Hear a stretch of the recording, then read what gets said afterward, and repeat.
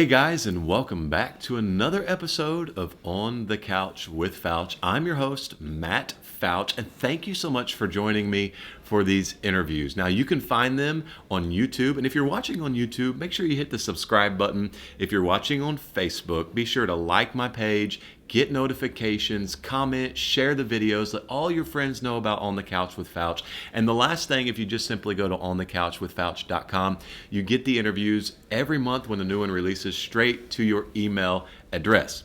Now, that's neat. Before I introduce this guy, I just want to say this. I appreciate you taking your gum out and throwing it in the trash before we started this interview. Just like in school, Clayton, spit your gum out before you get on stage and start singing in the choir or in class or anything like that. So thank you. Well, you're welcome. I threw it to the can, and I am a horrible shot. Missed by just a little. It almost stuck to the wall. So thank you for that. Guys, this is Calyton Inman. He is with Triumphant Quartet. Clayton, thank you so much for being on this episode of On the Couch with Fouch, man. I'm honored, man. It's been ages since we done the last one. Yes. I remember the couch. It was a pretty old couch. I've upgraded the couch. You have upgraded the couch. That's awesome. Yeah. Many of these folks probably have never even seen that one. It was probably the best. It was the very first interview I did that was not a member of Sold Out Quartet. Oh wow! So when these interviews first started, they were just interviews with the other Sold Out Quartet members when I was with Sold Out. Gotcha. And we just thought, hey, it would be cool to let the Sold Out Quartet fans know a little bit about us individually. And we put them on Facebook. So the first person I interviewed outside of Sold Out was Calyton Inman tell them where it was at. You remember? Cedar Falls, Iowa. Wow, very good. Cedar Falls, Iowa. I will say this too. I get your notifications. Okay. Because I liked the page. So because you do that, Facebook alerts you when a new video is out, and I'm alerted every time. Excellent. Thank you for watching. I do that. Well, I'm assuming by getting notifications, that means you watch them occasionally. I watch them all. You watch them all? Yeah. Thank you. Matter of fact, that means a lot. As a matter of fact, I don't remember how the first ones came about, as far as when intro and everything. But I've noticed the transition. It has a real class look to the intro. Yes. The clock, the little picture of the cow, which your t-shirts are cool too. Thank you.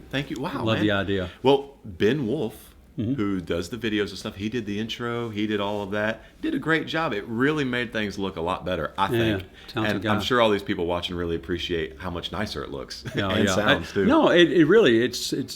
I don't want to say you stepped your game up, but you know what? But you've been doing it for a while, and the transition to where it is now is pretty amazing. Good. I'm glad you enjoy it. Pretty amazing. I love it, and folks are telling me how much they enjoy watching it this week. We're here at the National Quartet Convention, having a good week so far, and we're about halfway through when we're recording this interview. Clayton, we just had the fan awards today, and you guys won favorite traditional quartet. Eric won bass singer of the year.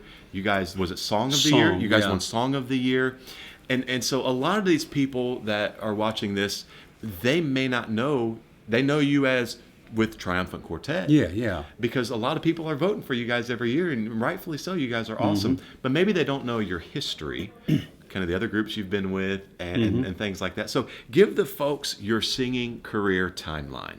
Walk them right down that. Okay. Of course, everybody that's sung at some point always started with a group that wasn't a professional group, if you will. And mine was my family, the Inmans from out of Memphis, Tennessee. We did a lot of local stuff. It wasn't even regional. It was local. It was outside of Memphis, maybe crossed the line into Arkansas, West Memphis, Arkansas, like that. But we did a few dates outside the Memphis area, but we would have concerts that would come in from different areas. We'd always go down to where we sing at the quartet show, the convention center. Yeah. Well, the actual auditorium in there, the Blackwood Brothers would have their homecoming every year, which was amazing. Wow. And then the Gospel Singing Jubilee would bring their caravan, if you will.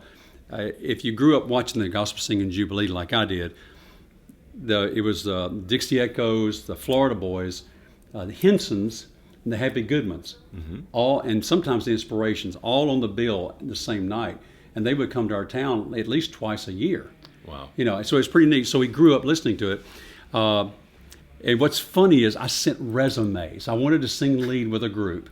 And I sent resumes to the Dixie Melody Boys. Hear this. Dixie Melody Boys, Gold City. And there was one other group. I can't remember the other group I sent one to. But none of those groups even responded to my resume. But we just happened to be singing, got invited to sing in West Memphis, Arkansas at a church that a group called the Singing Americans were going to sing. Okay. Didn't know who they were. No clue. We sang that night, and that's where I met Danny Funderburk, Ed Hill at that time, and Dwayne Burke and all. And that night they heard a song that I had written. Well, I didn't know you were a songwriter. I'm not. That was One hit wonder. That was the only song I had written at that time. You're like me. Yeah. So they heard that song, wanted to know if they could record it. And I was so enamored by the fact that they wanted to record it. I stayed on the phone all the time. I kept calling the office. And I finally talked to Charlie Burke. Okay. Charlie Burke said, hey, I like your tones. Our singer's leaving, Ivan Parker. Want to know if you come on audition. So I got my start with the Singing Americans in 1983. After I sang with them for a while, I then went to the Kingdom Airs at Dollywood for a stint. Left there and helped form a group called One by One. And then after One by One, in the end of 2002, Integrity/Triumphant was formed and been here for the last 15 years. Wow. That's quite the story. It's the longest stretch. Those resumes, maybe you didn't have the right headshot or something. I don't know. It could have. You know what? That's what it was. Or it could have been the singing. I'm not sure. I'm going to go with the headshot. Man, you're a great singer. Eric Linhart, he's got the first submitted question I'm going to ask. Thank you for your question, Eric. What are the pros and cons of singing with your son? You know what? And think about that for a second if you need to. Yeah, I might have to. I'm going to give you the pro. Okay. I thought I was going to... Scotty being a singer came from left field, literally. Okay. Because he was a baseball player, and I really thought that I was going to follow him. My wife and I were going to go to watch his college games because he had an offer to go to college, play baseball, and we thought that's what we were going to do. His senior year of baseball, he decided he didn't want to do that anymore. He wanted to sing. I mean, it just came out of left field, just overnight. And so the fact that I'm singing with him is the family blend is there, and I'm just blown away with what he's done. The pros are that I'm singing with my son, but we're also considered colleagues inside the same group. Now, the con on that is that he is my son. I get on his nerves a lot. Well, maybe I should. A lot. I don't know. I've interviewed him in the past, and I don't know if I asked him the question, what's it like traveling with your dad? Maybe I did. Maybe we need to get him in again and ask him that question. What's it like traveling with your dad? No, he's a good guy. He gets my meds to me when I need them, and he's good. He keeps you regular and on time when you need that stuff, right? That's it. So that must be nice, having someone to keep you on time and keep making sure you're remembering everything, especially as you're getting a little bit older now. Yeah, and I don't know if I really answered Eric's question or not. Well, you did. You said it was a joy and a pleasure to be traveling with your son. Yeah, it is. It is. And I know that you guys have a great love for each other. You can see that it comes across on stage, especially when you guys do, what's the song y'all do? The duet. He Is. People love that song. And when you guys do that together, you guys can just see the passion that you guys have for singing, but also doing that together in just a little moment that you guys have. That's great. We get along great. We get along fantastic. And I guess because I'm the dad, I sort of do get on his nerves, which is good. Well, thanks for being honest. Yeah. So the next question that I have is from Carolyn Hawkins. Pardon me on that. Carolyn, thank you for your question. And before I ask the question, those of you that have followed Triumphant for the last 15 years or however long, I think that's about right. Yeah.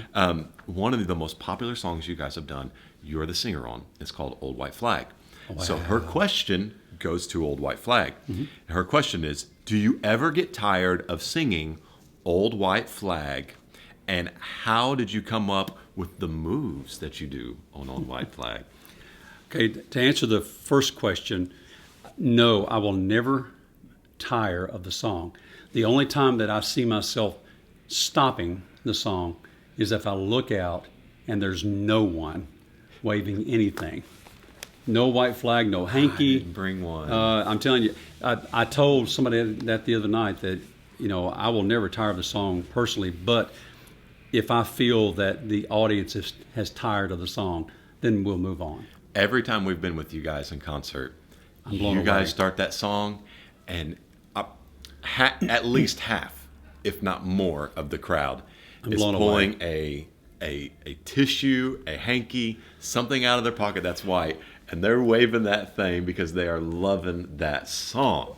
We started that about 10 years ago and had no idea that they would still be doing that today. And we sold, they were considered bandanas. They were huge, white flags, if you will. But it got to where people were making their own. They were creating their own things to bring. That's cool. It's pretty cool. Yeah. Now, I came up with, there was a movie called Brother Where Art Thou? And there is a scene in the movie, it's the political rally, where they show up and pop the beards and everything. I guess they're prancing around, and we started singing the song at the theater. Well, it was going okay, but nothing had really evolved with the song. We were coming back from a trip, and I asked one of the guys if they had a movie on a plane. I asked one of the guys if they had anything for me to watch. I started watching that. I watched the scene. I thought, wow, I wonder. Then I went home and spent about an hour and took every line of the song and thought, okay, what can I do here? And just leave this alone here, maybe do something here. And I worked on it for 2 or 3 days because the guys, we were getting ready to drop the song because it just wasn't doing anything. And we sang, I think we sang in Rockmart, Georgia, a concert. And I asked the guys, I said, hey, can we do White Flag one more time? If nothing happens, then just scrap it. I didn't tell them what I was going to do. I didn't mention anything about what I was going to do. And so, if they had only known the beast they were creating. So the first time I did it, they looked at me like, what in the world are you doing? And I took the hanky out waving, but the thing is, I was doing all the moves. And from that point on, it was almost an every night song. It's just become a phenomenon. I was just blown away. I'm blown away today by it. Grammy nominated? Well, not that one. No, the CD Every Day was Grammy nominated. But that's the CD it was on, right? Yeah, no, it was on one earlier than that. Okay. Because that was 2010. This was 2007. Okay. That CD was on. But the thing is, people work all their lives to have that one song that they're known for, the Midnight Cry, About on My Knees and Cried Holy, things of that nature. Mine's a bluegrass tune, I guess. The next question comes from Gregory Reed. Thank you, Gregory, for your question. And briefly give me the biggest thing that God has taught you throughout your singing career. And I'm sure you could write a book. But give us just a brief thought on what God has taught you throughout this whole career in music. When things happen, when we're in that moment, when things happen, it's a huge moment, and we don't know how we're going to get through this and that. But I keep going back. What He has taught me, that this too shall pass. And I get so involved, and I don't have anything to pinpoint to point at but if I'm dealing with it, let me say this: I've had a couple of episodes in my career, and one recently, last year at this time, at the quartet convention, on Tuesday night before we were supposed to sing, I woke up Tuesday morning and I had nothing to sing with. I spent an entire convention not being able to sing. I was just hiding. And it was that way for months. And there was a pocket of time in February that the vocals came back, went on a cruise, same cruise you guys went on. And the day after the cruise, came down with a flu and bronchial a bronchial attack. Okay, again, vocally gone. Yeah. Vocally gone. Spent the entire summer that way. And you think, is this the way it's going to be, the end, whatever? Mm-hmm. And those words, this too shall pass, it will pass. And he's given me ease. He's given me peace. Normally I would be so overboard, erratic about, I can't sing. But it was like, you know what? It's going to pass. I don't know when, but it's going to pass. It's given me a peaceful calm. Right. And I've learned a calm over time. Peace in the storm. That's awesome. That's a great word.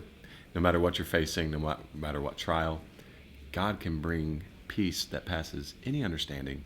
No matter what storm you may be facing, God can do that. Yep. That's awesome. What a great testimony.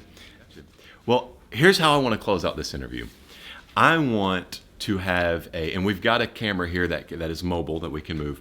I want to have a challenge, see who can do 5 push-ups the quickest. Okay, now Are you in or out?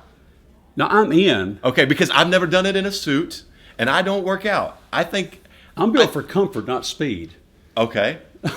So hey, when I run in a 5K, I'm last, but I finish. Okay.